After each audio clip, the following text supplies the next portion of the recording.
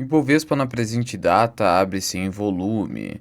Não há nenhum tipo de gatilho que faça o capital estrangeiro se movimentar muito para cima ou muito para baixo. Olhando-se aqui para o fluxo de investimento estrangeiro na B3, tivemos uma grande entrada de recursos no dia 3 de novembro, que foi aquele rally, 1,6 bilhão ingressando no país, só que no momento não há liquidez. O Itaú sofreu um pouco com o efeito Argentina, ele vendeu a operação na Argentina, reconheceu 1,2 bilhão de resultado negativo no seu lucro contábil, ainda assim isso foi um item meramente não recorrente. O banco teve um lucro líquido de 9 bilhões de reais, simplesmente repetindo a sua resiliência no mercado brasileiro, mostrando-se como o melhor banco brasileiro no âmbito privado. Afinal de contas, consegue manter um ROI de 21,1%, sendo que atualmente Bradesco e Santander se mantêm em ROIs próximos de 10%. Nem mesmo o Banco do Brasil consegue um ROI desse tamanho. E a inadimplência do banco também completamente estável em 3,5%, a inadimplência acima de 90 dias, só reforçando que o Itaú acaba sendo o melhor banco do Brasil. Agora, o que muitos investidores perguntam é se o banco continuará crescendo, porque historicamente ele conseguiu um retorno muito interessante ao acionista, mesmo não pagando dividendos tão altos, retornos aí próximos de 15% ao ano para mais. Só que o banco tem se movimentado em vias de crescimento. Recentemente adquiriu a Avenue. Com a queda nos juros brasileiros, isso promove expansão de crédito e a carteira de crédito do banco tende a crescer. Portanto, obviamente é uma empresa de crescimento mais lento, mas ainda deve dar algum crescimento com resultados consistentes. E aqui quero dar um detalhe para vocês a respeito de Petrobras e o preço do barril do petróleo. Nós estamos vendo uma correção até forte. Ele chegou aqui em setembro nesse pico de 93 dólares, beirando os 100 dólares e agora começou a fazer uma correção.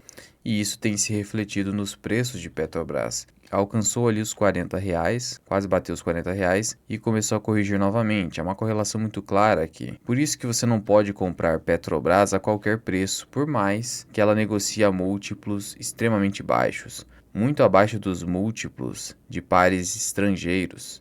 Mas você não pode simplesmente comparar Petrobras com Chevron, seria um grande equívoco, mas muitos acabam fazendo isso. De todo modo, continua reforçada a ideia que você tem que tomar cuidado quanto ao preço que você vai pagar por empresas de commodities, que basicamente seguem o preço e a demanda da commodity que elas operam, ainda mais quando o risco político é bastante elevado, como é o caso de Petrobras. Portanto, agora é o momento de acompanhar o preço do barril do petróleo para verificar se ele vai voltar para esse fundo aqui dos 74 dólares. É bastante difícil, mas se isso acontecer, Petrobras poderia voltar para os 27, R$ 26. Aí passaria a ter um preço mais atrativo para novos aportes eventuais. Não é recomendação. E a Gerdau apresentou um lucro líquido de 1,6 bilhão nesse terceiro trimestre, foi uma queda forte de 47%, mas ainda assim acima do consenso do mercado. Muitos me perguntavam o que estava acontecendo com Gerdau, que não parava de cair.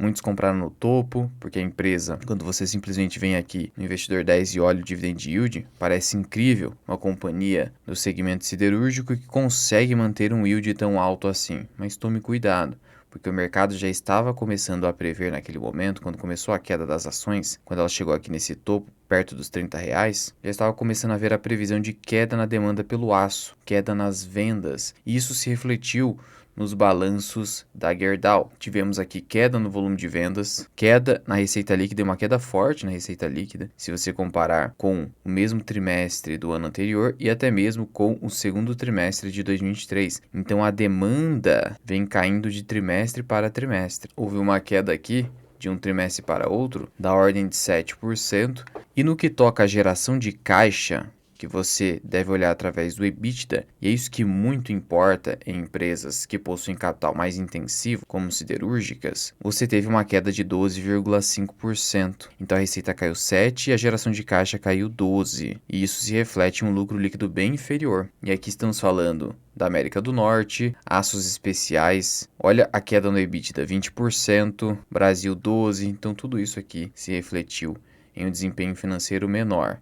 No final das contas, o que nós tivemos aqui? Lucro líquido caindo 47% e de um trimestre para outro 25%. É por isso que as ações chegaram ao topo de R$ 29 e chegaram a cair para 21, assim como as suas ADRs, e você tem ADRs aqui na Quantifury, chegaram ao topo de 6 dólares aqui e voltaram para 4, e agora 4,72 dólares. De qualquer forma, a alavancagem financeira da empresa está bem tranquila hoje, mesmo com essa queda forte do EBITDA, 0,34 vezes. Então, a empresa com uma solidez financeira muito clara. O que houve foi queda na receita líquida por conta do arrefecimento da demanda por aço no mundo, América do Norte ali, e aí você percebe que isso se reflete nos resultados de Gerdau. A empresa recentemente concluiu seu programa de recompra e anunciou novos dividendos, apesar dos resultados mais fracos. Dividendos de 47 centavos por ação. Então ela publicou aqui um aviso aos acionistas, trazendo aqui dividendos de 47 centavos por ação. Pagamento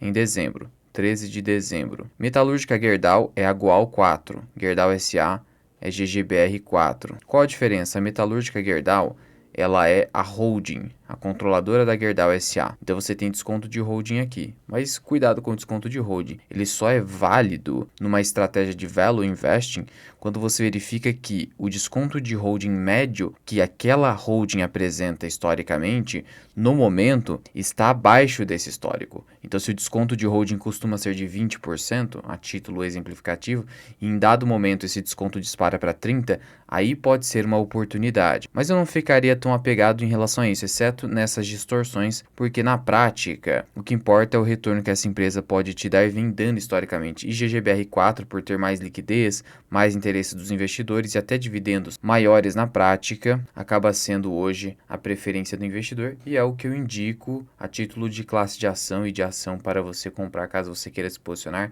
em Gerdau. Veja que o dividend yield da Goal 4 é bem menor. Então, se você foca em renda, GGBR4 é mais interessante. Só que a Goal 4 é a mais barata, e aí você precisa fazer a sua opção. Sendo que é justamente nesses momentos de queda no lucro líquido que o PL acaba disparando e essas empresas mais cíclicas acabam ficando no melhor momento para aportes. Fiz até um vídeo tratando a respeito dessa matéria, vou estar deixando aqui no card. Esse dividendo de 47 centavos nas cotações atuais, de 23,30, é um yield de 2%. Portanto, se nós projetarmos 2% em um ano, isso daria 8%. Sendo que a empresa teve uma queda forte nos dividendos, então se você pega os últimos 2 anos aqui, você pode se iludir. Tudo depende do tamanho do CAPEX da companhia, mas ela tem feito pagamentos trimestrais. Se você manter uma projeção de 47 centavos vezes 4 trimestres, você chegaria a 1,88. Se você arredondar para 1,85 e dividir por 0,06% do Basin, tentando-se aqui um preço teto, você chegaria a R$30. Só que o dividend yield médio da empresa nos últimos anos é abaixo de 6%. É que esses anos aqui, 2016 e 2017, foram bem ruins para a empresa. Então você poderia sim encaixar aí uns 6%, ou seja, um preço teto em GGBR4 a R$30. Para comprar com margem de segurança, você exige um retorno um pouco maior. Então, comprando até 25 aí, você tem uma boa margem de segurança. Aí eu que comprei acima, abaixo do preço médio, e se aproxime dos 25, sendo que o plano de investimento da companhia já está quase totalmente realizado, então o CAPEX dela tem sido cumprido, então esse lucro líquido aí é sustentável, um fluxo de caixa livre no terceiro TRI de 2,2 bi, ou seja, quando você pega o EBITDA e desconta o CAPEX e a variação do capital de giro, um bom fluxo de caixa livre, sendo positivo já é bom, porque essas empresas de capital intensivo, em dados momentos, têm fluxo de caixa livre negativo, porque o CAPEX é muito alto. É só você olhar o exemplo de Usiminas, olhar o exemplo também de Companhia Brasileira de Alumínio. Portanto, fundamentos de GGBR4 não se perderam. O PL vai disparar, mas justamente são nesses momentos que você eventualmente pode comprar um pouco mais barato essas empresas. Em termos de análise gráfica, se você usa aqui o gráfico semanal, você verifica que aqui nesse fundo dos 4 dólares e 32, agora está a 4,72, parece ser um fundo relativamente forte no gráfico semanal. Se você pega aqui fundos anteriores. Então hoje, até mesmo dentro da análise gráfica, o preço de Gerdau parece estar interessante. E finalmente aqui tratando de Irani, a companhia, mesmo concluindo etapas do seu maior projeto de expansão, que é a plataforma Gaia, foi iniciada ali em 2020, mais de R$1 bilhão em investimentos, pretende continuar crescendo, a empresa não para por aí, sendo que, se eu fosse resumir aqui a plataforma Gaia, simplesmente é um processo que visa reduzir os custos de Irani, principalmente custos energéticos, e aumentar grandemente a sua capacidade de produção. O CFO da companhia disse, por exemplo, que a gente precisa crescer. A Irani é uma small cap dentro do mercado de capitais e no setor não é uma das maiores. Ela é bem menor que Klabin, Suzano. A gente não pode se dar ao direito de não ampliar e potencializar a companhia. Estamos sim olhando para crescimento, que não tem limite na redução de custos e precisa vir do aumento da capacidade também. A companhia diz que, em termos de demanda, a companhia se diz completamente preparada para surfar a onda das embalagens sustentáveis, que, segundo ele, tem uma demanda aí que independe do crescimento da economia.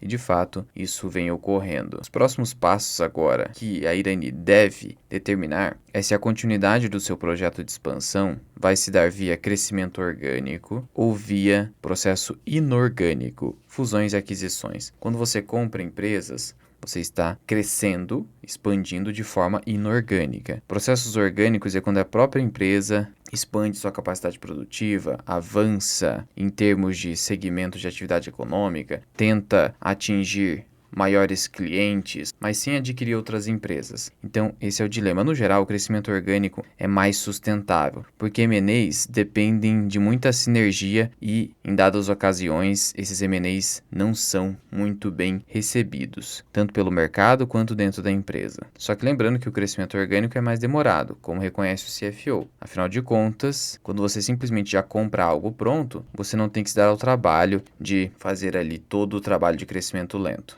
Pico de alavancagem na companhia, segundo a Irani, seria no primeiro trimestre de 2024, então pode aumentar um pouquinho a alavancagem. Nesse momento aí, abaixo de 2 vezes EBITDA, deve chegar a 2,1 vezes EBITDA, uma alavancagem muito boa para uma empresa estar crescendo tanto assim, e a companhia ainda pretende continuar com a sua política de dividendos. O dividendo foi mais baixo no último trimestre porque houve uma queda nos resultados, então essa é a ideia. E é por isso que eu permaneço ali com as minhas 12.800 ações de Irani. Fiz várias compras, até aumentei meu preço médio, mas ainda assim, contando com proventos aqui, tem uma rentabilidade de 10,4%.